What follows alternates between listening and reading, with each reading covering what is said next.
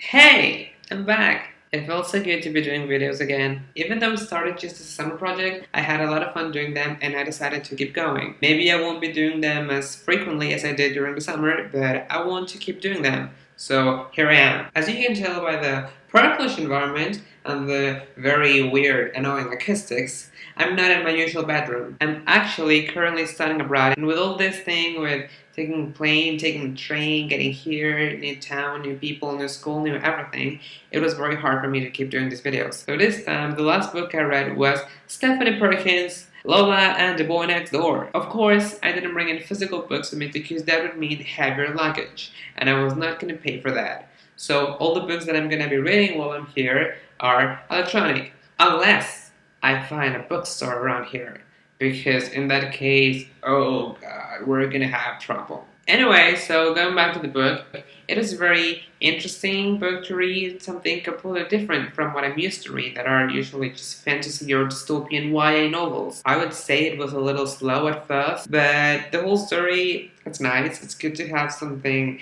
different to read now and then. The main character is Lola Nolan. She's a teenage girl, I guess she's like 16, 17. She goes to high school, she has a normal life. She lives with her parents, and by parents I mean two men. She has a boyfriend who her fathers don't approve, but then things change when the people next door move back in, bringing back the Bell family. The Bell family, it is that Bell family, the descendants of this guy.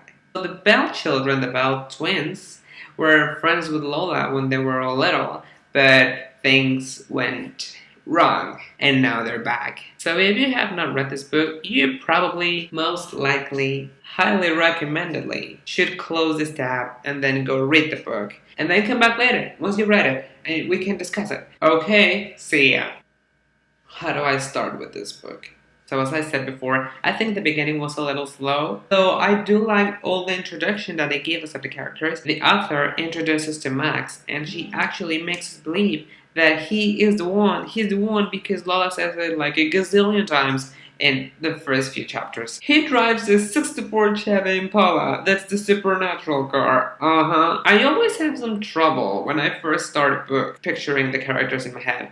But in this book, the main character changes her appearance over and over and over and over with costumes and wigs and makeup. So it was hard for me to keep track of how she was looking. I don't think we ever have a detailed description of her appearance. I mean, she has wavy brown hair, but I don't think I know the color of her eyes, and that's an important thing. I don't think I know her height, and that's a detail that I would like to know. So we have our introduction to the two fathers and to Max and to Lola, of course. And then they leave to have this date where they have an interesting conversation. Perfect is overrated. Perfect is boring. You don't think I'm perfect? No, you're delightfully screwy. And I wouldn't have you any other way. At the moment I was reading it, I thought it was a very nice conversation, but now in context, knowing the end of this book, we know that perfect is not overrated. We also have two more characters before the introduction of the Bell family, Anna and Etienne Sinclair. Now, correct me if I'm wrong. I have not done my research, so I could be wrong. I know that the author,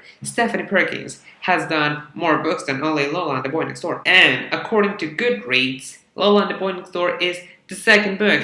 The first book is Anna and the French Kiss. Now, what do we know about these characters, Anna and Etienne Sinclair, in this book? That he's a ridiculously attractive English-accented boyfriend. Is everyone supposed to be attractive in this book? Is it that kind of book that happens in a surreal universe where everyone's just attractive? They met the previous year in Paris. Connecting the dots, I'm going to assume that these two characters are the main characters of Anna and the French Kiss. That makes me want to read that book too. But also, it's been spoiled to me. It's been spoiled and but I'm gonna read it. Then we have the introduction of the Bell family. Maybe it's because I read a lot of fantasy, but the description of the Bell twins, Cricket and Calliope. Okay, first up, what kind of name is Cricket? Reminds me a lot to the Lightwood siblings in the Mortal Instruments, maybe. Please don't hate me. Please don't hate me. It's just that I've read those books, and that's kind of an analogy that I have. They're introduced as bad characters, so I cannot ignore that the title of the book is Lola and the Boy Next Door, and there is this boy who just happens to live next door. So I know that something happened between them before. I don't know what. I can't imagine it, but I don't know yet. And so suddenly, almost immediately after the Bell family came back to San Francisco, Max starts to make plans to go on tour with his band. And as Lola describes it, extended periods of time without Max, sultry, slinky women in other cities, flirting with my boyfriend, reminding him of my inexperience. Let's go back to the first line. Extended periods of time without Max, leaving her with extended periods of time to spend with the next door cricket. Cricket doesn't miss a beat. We're not even halfway through the book, and he's already making a move. I think you're amazing, and being your friend that summer was the happiest summer of my life, and I just want to be part of your life again. First, that was a little comical for me because it was awkward for both of them. Later in the book, with more context, I think that was nice things for him to say. But at that moment, I can just feel the awkwardness between the two. And then they still have other conversations that are so awkward that it's cute. That's when the book just caught me. The part when she goes outside to walk her dog and she's not wearing any wig or costume or anything. Cricket says that even though he likes the costume, he likes the real Lola best.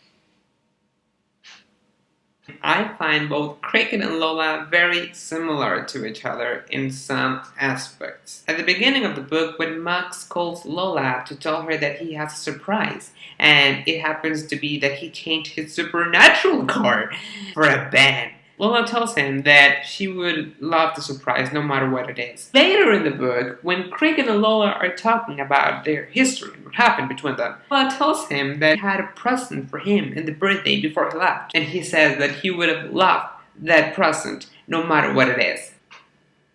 Coincidence? I don't think so. But maybe it is. The part where Nora is reading her leaves, she sees a cherry. She says that the cherries represent first love.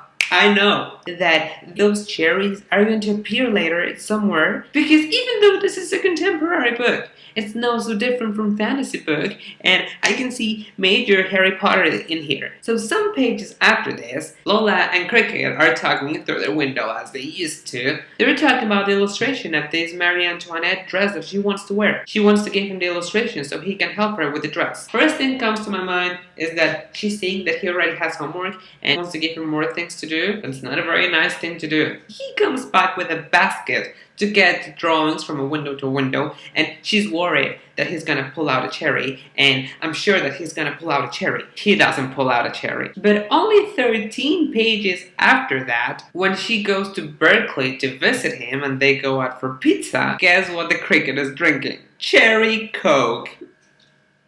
I knew the cherry was gonna come back. Max was playing I Saw Her Standing There by the Beatles. And you know what I mean. That is awesome. This dialogue was my favorite one of the whole book.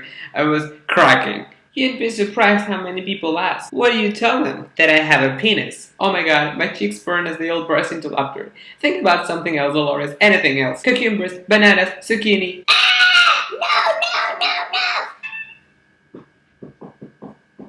Best line ever. Let's fast forward here. Max and Lola break up when Andy tells her that even when she's married, she's not allowed to sleep with another guy. When the Cricket is telling the story of what happened to his older brother, Alec, he says that the wife stays out late, parties. Last weekend, my brother found out that she cheated on him. That was a little big coincidence, don't you think? I like the part when Nora tells her what are the secret of fortune telling. I think it was very interesting to know. I had never thought about it. I guess it makes sense now that I know it. But I never thought about the way the fortune tellers tell the fortune. It was a very nice bonding moment between the two of them. When we first met Nora, we want her out of our lives. We want her out of the story. But she just sticks in there. But in this part, it's just so nice to have her around. And Cricket and Lola start texting each other, and that is like the cutest thing ever. And then the horror happens to Calliope when her niece torn her dress for the competition. And so when Lola tells her the plan to use her older dresses to make her a new one. You Frankenstein! kidding me? That was the most exciting part of the book for me, to know the process of what was going to happen. How is she going to do it? Because she has such a limited time. I know she has to. I know she can, but how is that going to happen? The end of the book was intense. That was the remaking of the dress. And then the competition. I have all my faith in Calliope. We're friends now. And she falls. And my heart falls with her. But then she does it. And everything's fine. And then pretty much the book ends.